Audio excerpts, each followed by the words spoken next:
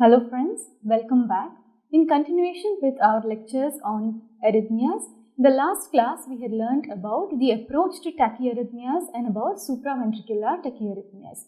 Today we will be discussing about ventricular tachyarrhythmias. Okay?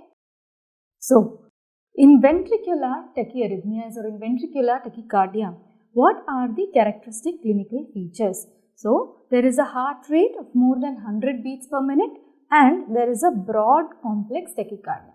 There is a heart rate of more than 100 beats per minute and a broad complex tachycardia. And the most important feature is that there are no P waves. There are no P waves. Okay. So, the first of the one that we are learning is what is your ventricular premature complex. What is your ventricular premature complex? So, can you see here in this rhythm that there is a normal PQRST, then there is a normal beat, followed by which you are seeing a broad complex, QRS complex which does not have a P wave. This is a broad QRS complex which does not have a P wave and it has come earlier than the expected next sinus beat. This has come earlier than the next expected sinus beat. So, what is this? This is what we call as a PVC or a premature ventricular complex. Why do we call it a premature ventricular complex? Because this is a broad complex. This is a broad QRS morphology complex and it is arising from the ventricle. Okay. Now, followed by this PVC, can you see that there is a pause? So, this time period between the two normal beats which straddle a PVC is what we call as a compensatory pause. Then, the time from the previous T wave to the arrival of the PVC. The distance or the time between the previous T wave, the T wave of the previous QRS complex which is a normal one, the T wave of the previous beat which is a normal beat and the time between that and the PVC is what we call as the coupling interval. Okay, this is what we call as the coupling interval. So, what is the importance of the coupling interval?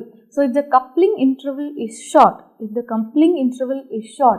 don't you feel that the PVC will fall on the T wave of the previous sinus beat? It will fall on the T wave of the previous beat. This is what we call as a R on T phenomenon. So, whenever we have short coupled PVCs, or VPC, ventricular premature complexes, what happens is that this can trigger a run of VT or VF. It can trigger a run of VT or VF. So, if there is a run of VT or VF, it can often be fatal. So, this is what we call as a R on T phenomenon. So, short coupled VPCs are dangerous. Okay. Now, when do you call it a VT? You call it a ventricular tachycardia when there are more than 3 PVCs in a row. When there are more than 3 VPCs in a row, we call it ventricular tachycardia. Okay. Now, let us look at how you classify this VT. How do you classify this VT? So, based on the morphology, it is classified as monomorphic, polymorphic and pleomorphic VTs. So, based on the morphology, it is classified as monomorphic, polymorphic and pleomorphic VTs. So, monomorphic, as the name suggests, the QRS complexes are of the same morphology, something like this. Okay, so they are of the same morphology. So, what is a polymorphic VT? In a polymorphic VT, the QRS complex morphology changes with every beat. Okay, so you can see that there is a complex like this, then there is a complex like this, then there is a complex like this, then like this. So, this is your polymorphic VT. Now, what is a pleomorphic VT? In a pleomorphic VT, you can have more than one QRS complex morphology. You can have more than one QRS complex morphology, but it does not undergo continuous change. Okay. So, in lead 1, you may have a morphology like this. In lead 3, you may have a morphology like this. Okay. So, there are different morphologies, but with every beat, they do not change. But in a polymorphic VT, within the same lead, you can see that with every beat, there can be a change in the morphology. So, that is the difference between your monomorphic, polymorphic and your pleomorphic VTs. Okay. Now, let us understand certain characteristic features of the ECG of VT. Okay. So, first you have to understand is that there is a fusion beat and a capture beat. So, what is the meaning of this fusion beat and capture beat? So, we all know that VTs are arising from where? They are arising from the ventricle. So, will they have a P wave? No, they will have no P waves. So, the ventricle is beating on its own. Okay, so it's not under the control of the SA node, right? So, can you see here in this ECG that there are broad QRS complexes suggestive of ventricular origin? Suddenly, there is a complex which looks like a PVC is combined with a sinus impulse, right? So, there is a mixed type of a complex, and this is what we call as a fusion beat. This is what we call as a fusion beat. Okay. Now, what is a capture beat? Sometimes the SA node can capture the ventricles. Sometimes the SA node can capture the ventricles, and then can you see here it follows like a sinus beat itself. So, it follows like a sinus beat itself.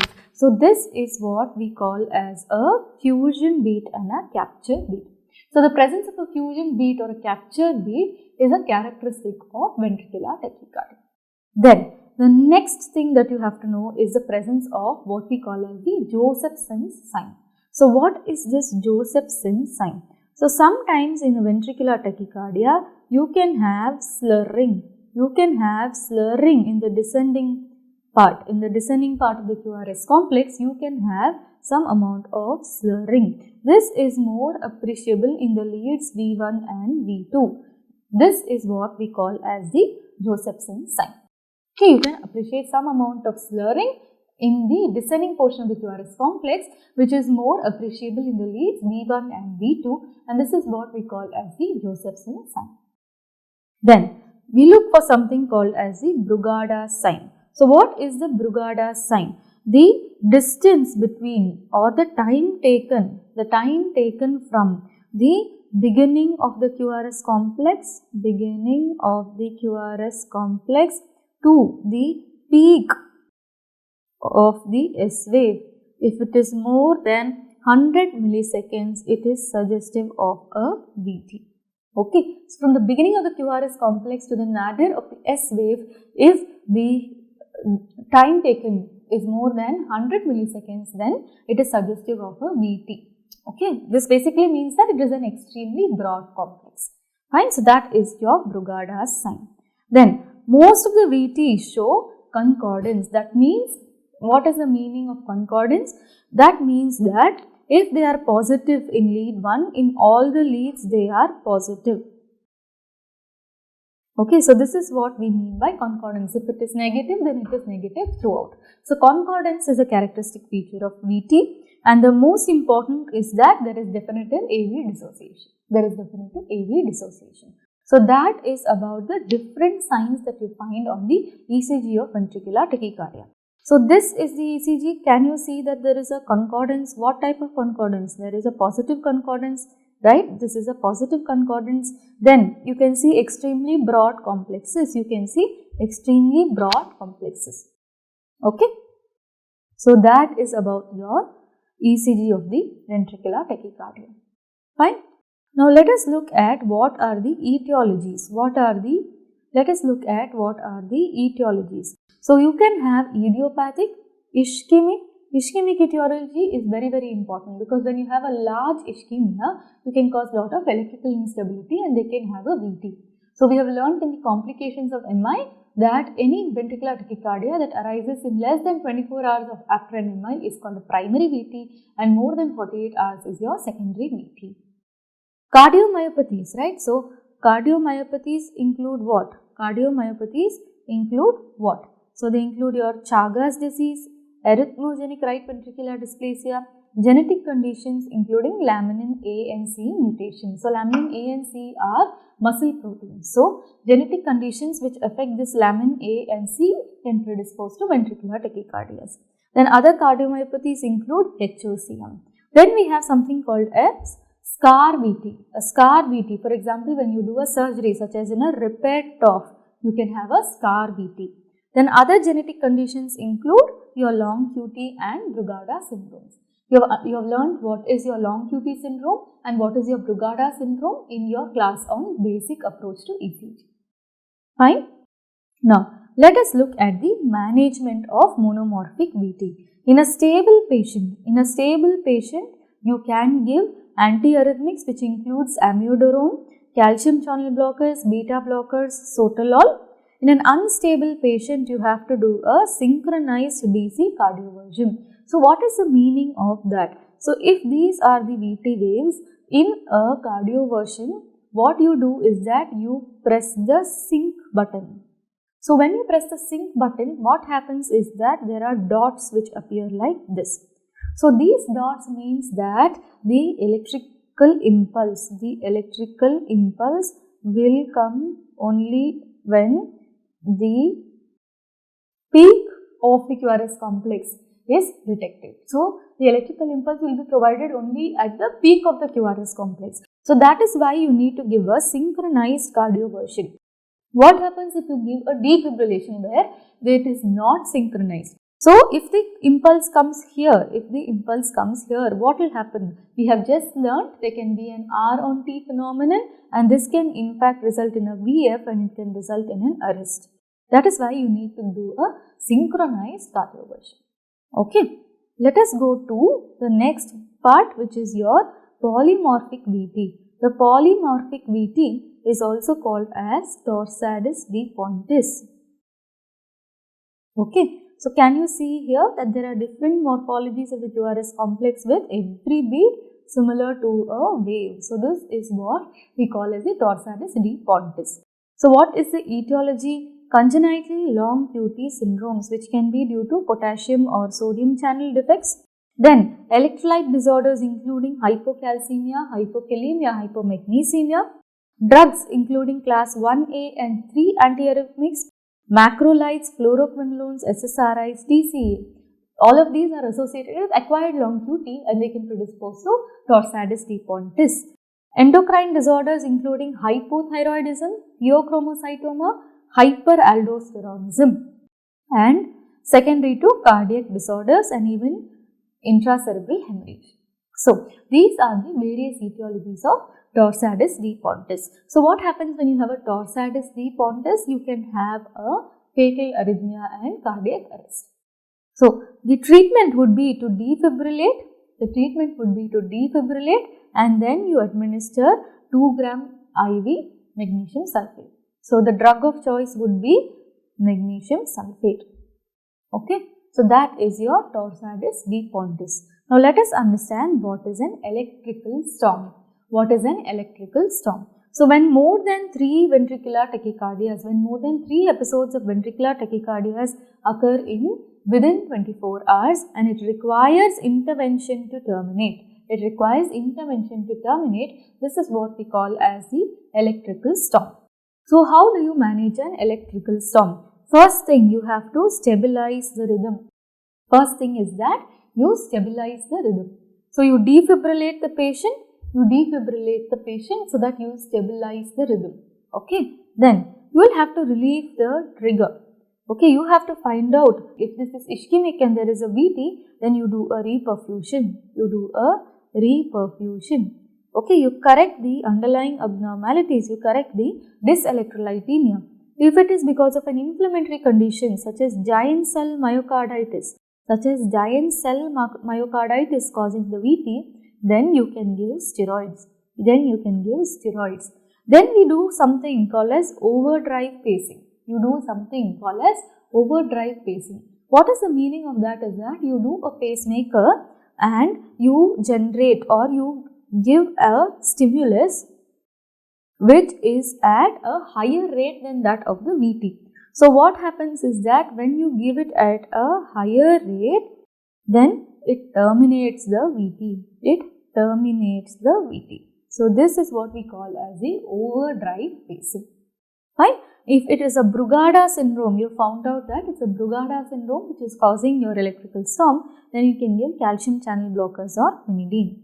The third part of the management would be to reduce the sympathetic drive, right? So in many types of VT like catecholinergic polymorphic VT, it can be because of a sympathetic drive. So in those conditions, you have to give beta blockers, you sedate and intubate the patient and see if the VT can come down, and then you look for the other causes and other forms of management for VT. So these are the three major pillars in the management of electrical storm. Okay. Now, what about ICDs? What are ICDs? ICDs are basically implantable cardioverter defibrillators, right? We know of this. So, ICD is basically placed in a subcutaneous pocket, and this is used for prevention of VT. So, whenever there is a VT, the ICD will detect the rhythm and will give a shock and terminate the VT. So, that is a basic function of ICD. But in an electrical storm, or a VT storm, ICD is contraindicated. Why? Because there is no limit to how many shocks it will be giving. So, it will continuously keep giving shocks, right? It will continuously keep giving shocks. So, you do not go ahead and put an ICD in a VT storm. In fact, if there is a patient on ICD who is coming with an electrical storm, he will say that he is continuously feeling the shocks. Okay. So, that is going to be detrimental and it will progress to a VF and can lead to a cardiac arrest. So, there is no role of ICD in a VT storm. Fine? Okay. Now, let us understand about the ICD more. So, this is basically nothing but a pacemaker which is present in a subcutaneous, you have a pulse generator which is present in a subcutaneous pocket. Then you have leads which are coming out from that. So, this is your RA, this is your RV and LV or your ventricular leads. Okay, so what happens is that this is called as the shocking coil. This is your shocking coil. Okay, so what is the whole point is that this will detect the rhythm. If there is a VT, it will give a shock and terminate the VT. Okay, in some places, in some conditions, you can also give what is called as a CRT-D. What is the meaning of that?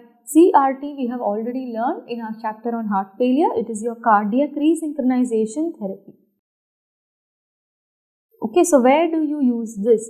Cardiac resynchronization therapy is done in LV failure with bundle branch blocks, with RBBB or LBBB, so that it ensures that all the ventricles act synchronously. But in certain conditions, if this heart failure patient also has a risk of VT, then you combine this pacemaker of CRT along with a defibrillator, and this is what we call as the CRT-D.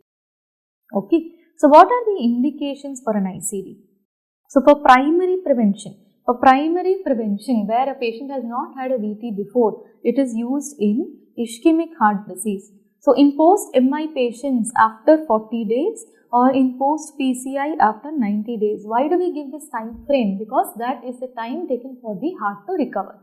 If after 40 days of an MI patient also there is a persistent LV dysfunction with an ejection fraction of less than 35% and the patient is in NYHA class 2 to 4, or the ejection fraction is less than 30% in an ischemic or a non-ischemic heart failure, then we consider putting an ICD.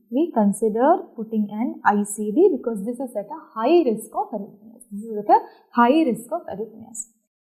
But you don't go ahead and put it if the patient's life expectancy itself is going to be less than 1 year, right? So you should consider that the patient's life expectancy is more than 1 year. Okay. Then, when do we insert an ICD for secondary prevention? So, they have already had a syncope of undetermined cause. And most likely you are attributing it to a VTVF. Then you don't want them to have another VTVF. You give it for secondary prevention. You do an EPS study in a patient with syncope of undetermined cause and you find that there is an inducible VT or VF. Then you go ahead and put an ICD so that they do not have recurrent episodes. Then, previous history of cardiac arrest with sustained VT or VF. Sustained VT is basically defined as a VT which lasts more than 30 seconds. Okay. So, the patient has already had a previous cardiac arrest with history of sustained VT or VF. Then, in conditions such as HOCM, Brugada syndrome or long QT syndromes, then you please go ahead and give them an ICD to prevent massive cardiac arrest or fatal cardiac arrest. Okay. And structural heart diseases with spontaneous VTs, you can also give a trial of ICD in these patients. Okay. So, that is about the indications and of ICD in a patient with VT. Okay. So, this brings us to the end of the discussion of ventricular tachycardias.